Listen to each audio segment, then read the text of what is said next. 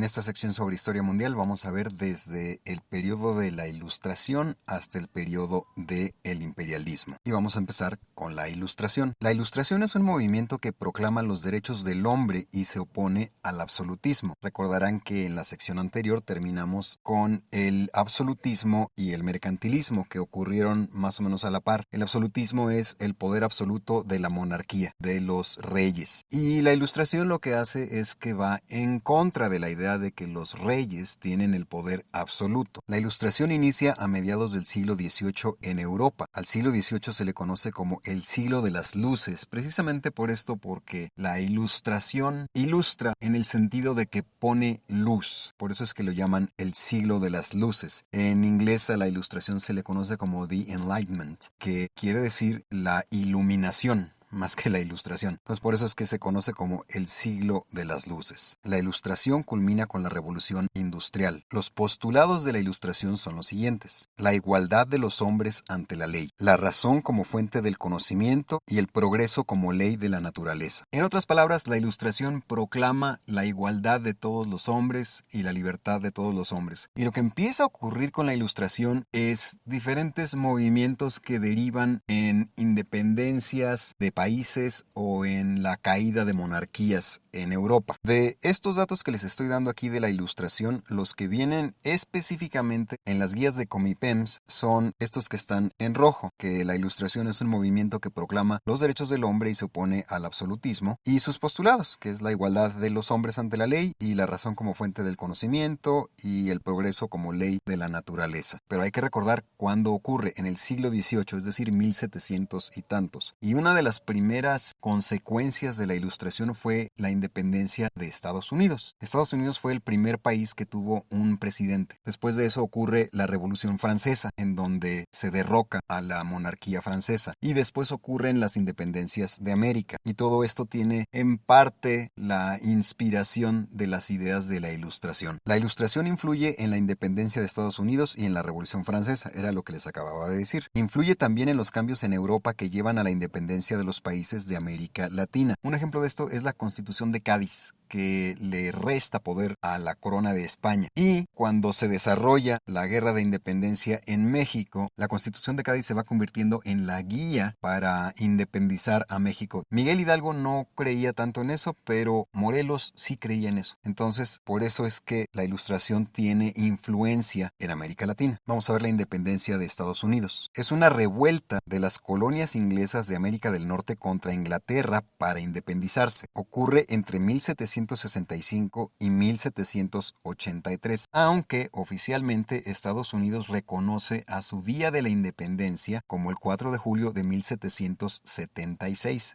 En realidad el proceso fue más largo, empezó en 1765 y realmente concluyó en 1783. Pero cuando se firma la Declaración de Independencia de Estados Unidos fue en 1776. Su principal causa interna fue económica: el cobro de impuestos por Inglaterra sin representación política ante la corona inglesa. ¿Qué quiere decir esto? Que si bien las ideas de la Ilustración inspiraron a los que buscaron hacer la independencia de Estados Unidos, lo que realmente los llevó a independizarse de Inglaterra fue un asunto más bien económico. Las colonias de Inglaterra en América tenían que pagar impuestos a Inglaterra, pero no podían elegir a sus propios gobernantes. No tenían tampoco voz ni voto en el gobierno de Inglaterra. Entonces, principalmente por esto es que ocurre la independencia de Estados Unidos. No fue nada más una cuestión ideológica de que todos los hombres son iguales, justicia y todo eso. Sí, eso estaba más o menos en la mente de los que hicieron la independencia de Estados Unidos, pero la causa central, lo que de verdad los llevó a independizarse, fue un asunto más bien económico de impuestos. La causa externa de la independencia de Estados Unidos fue las ideas de la Ilustración contra la monarquía y a favor de la libertad del hombre. De nuevo, sí es verdad que hubo ideólogos de la independencia de Estados Unidos que creían en las ideas de la Ilustración, pero lo que lleva a la mayor parte de la gente a sumarse a la guerra de independencia de Estados Unidos es: nos están cobrando impuestos y no nos dejan tener ni voz ni voto tanto en el gobierno de Inglaterra, así que mejor nos independizamos. El resultado de la independencia de Estados Unidos es la fundación de Estados Unidos, que es el primer país que no tiene un gobierno monárquico y que tiene un presidente y un congreso. Y de hecho, otros países toman como modelo lo que pasa en Estados Unidos y en Francia con la Revolución Francesa para hacer también gobiernos independientes y que no son monárquicos. Aquí en rojo estamos marcando lo que aparece específicamente en la guía de Comipems con relación a la independencia de Estados Unidos, que la causa externa fueron las ideas de la Ilustración contra la monarquía. Sí, eso es cierto. También es cierto que la causa principal de la independencia de Estados Unidos fue un pleito con Inglaterra por impuestos. Estados Unidos declara su independencia el 4 de julio de 1776, era lo que les decía. Esa es la fecha que en Estados Unidos se considera como el inicio de su independencia, pero en realidad el proceso es más largo, empieza unos años antes, termina unos años después. Estados Unidos establece el primer gobierno republicano en la historia moderna. ¿Qué es una república? Es un gobierno en el cual hay varios estados y que están organizados bajo las leyes de una constitución. Desde luego también tienen sus leyes locales, pero todos esos estados están organizados alrededor de esta constitución para todos. Su gobierno incluye un presidente, un congreso y una constitución. Sí, el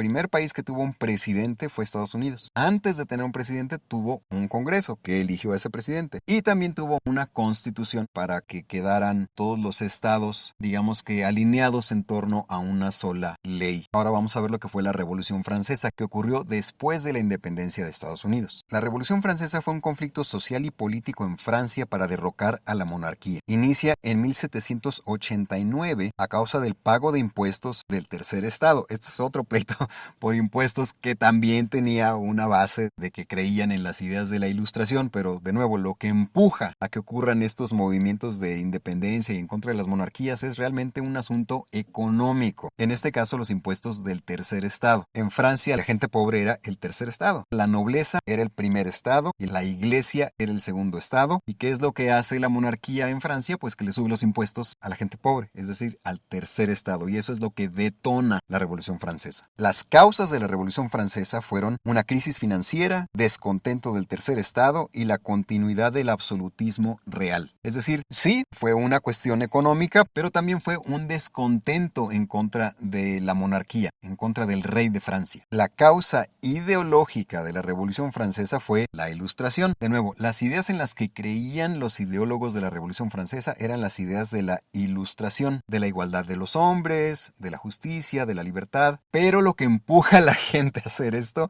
es una cuestión económica, es una cuestión de impuestos. Y aquí en rojo estamos marcando lo que viene específicamente en las guías de Comipems sobre la Revolución Francesa, que inicia en 1789 a causa del pago de impuestos del tercer estado y que sus causas fueron la crisis financiera de Francia, el descontento del tercer estado y la continuidad del absolutismo real. Pero bueno, es importante saber un poco de todo de lo que pasa en la Revolución Francesa, pero lo que viene específicamente en las guías de Comipems es esto que está en rojo. El hecho emblemático de la Revolución Francesa fue la toma de la Bastilla. La Bastilla era una cárcel, por cierto. Entonces lo que hizo la gente es que tomó esa cárcel, que era un emblema o era un símbolo del gobierno de la monarquía de Francia. Consecuencias de la Revolución Francesa, que fueron, entre otras, las siguientes. El fin del absolutismo en Francia. Después de la Revolución Francesa, ya no hay rey. La abolición del feudalismo en Francia. Recordarán que el sistema feudal era un sistema en el cual unas cuantas personas que se llamaban feudales eran dueños de enormes cantidades de tierra y quienes vivían ahí tenían que trabajar para el feudal y los que vivían ahí, que tenían que trabajar para el feudal, se les conocía como siervos. Bueno, ese sistema se acabó con la Revolución Francesa. Otra consecuencia de la Revolución Francesa fue la pérdida de poder de la Iglesia Católica. Después de la Revolución Francesa, la Iglesia Católica pierde mucho poder en Francia. Otra consecuencia fue que la burguesía toma el poder. ¿Se acuerdan de los burgueses? Que no eran dueños de tierra, no eran feudales, eran más bien comerciantes, artesanos. Bueno, pues estos comerciantes franceses o esta clase burguesa es la que toma el poder después de la Revolución Francesa. Después de la Revolución Francesa siguió la Revolución Industrial. La Revolución Industrial fue un cambio tecnológico, económico y social en Europa a finales del siglo XVIII que transforma la producción de productos principalmente por medio del uso de máquinas de vapor. A diferencia de la independencia de Estados Unidos y a diferencia de la Revolución Francesa, la Revolución Industrial lo que es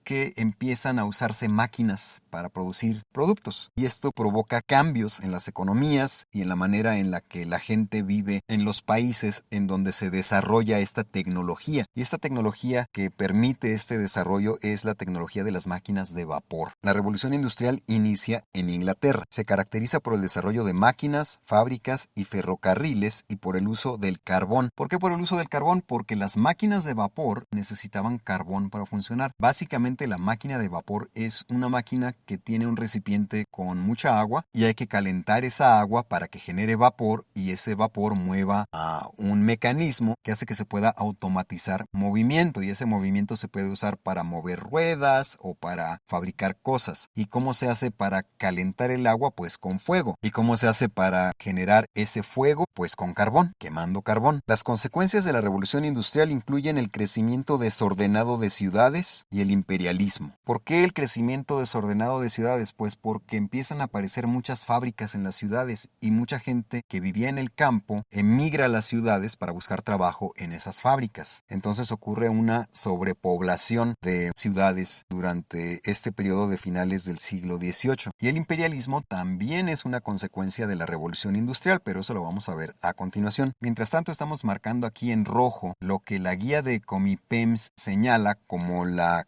consecuencia principal de la revolución industrial, que fue el crecimiento desordenado de las ciudades, es decir, que empiezan a crecer mucho las ciudades porque hay mucha gente del campo migrando a las ciudades para trabajar en las fábricas. Ahora sí vamos a ver lo que es el imperialismo. El imperialismo es el dominio de un país sobre otro, principalmente con el objetivo de controlar sus industrias. Surge a finales del siglo XIX tras la revolución industrial. Inglaterra es el país que domina tras la revolución industrial. Esto es alrededor del mundo, por cierto. Inglaterra se convierte en la nueva superpotencia gracias a la revolución industrial. Las causas del imperialismo fueron la sustitución de carbón por petróleo y electricidad, la acumulación de capitales y la paz armada. Europa y Estados Unidos, además, explotan a África, Asia y América. Esto es lo que se conoce como imperialismo. Aquí en rojo estamos marcando lo que aparece en la guía de Comipems respecto al imperialismo, que Inglaterra es la potencia dominante o el país dominante tras la revolución industrial y que las causas del imperialismo son la sustitución de carbón por petróleo y electricidad, la acumulación de capitales, paz armada, etc. Para que no se vayan a confundir, vamos a darle una repasada a colonialismo contra mercantilismo contra imperialismo. El colonialismo es la conquista de territorios. Ocurre en el siglo XV y siglo XVI. Eso es cuando Europa colonializa principalmente América. Por ejemplo, la Nueva España. España conquistó a los territorios que hoy se conocen como México. Después sigue el mercantilismo. El mercantilismo es la explotación de recursos de las colonias para hacer comercio. En el colonialismo lo que España estaba buscando era oro, pero en el mercantilismo lo que se busca es explotar las materias primas de las colonias, algodón, otras materias primas para poder hacer productos para hacer comercio. Ejemplo, plantar algodón para hacer textiles. Esto es algo que se hizo durante siglos en las colonias de América que tenían países como España e Inglaterra. Y finalmente, el imperialismo es una especie de combinación tanto de colonialismo como de mercantilismo. El imperialismo es la explotación de otros países por medio de industrias. Por ejemplo, Estados Unidos e Inglaterra tratando de dominar la industria de ferrocarriles en algún país durante finales del siglo XIX. Eso se considera como imperialismo. Es no nada más controlar las materias primas, sino además controlar la industria y la economía de otro lugar. Entonces, de nuevo, colonialismo es buscar oro y plata, mercantilismo es buscar materias primas, imperialismo es controlar industrias. Colonialismo ocurre primero en el siglo XV y siglo XVI,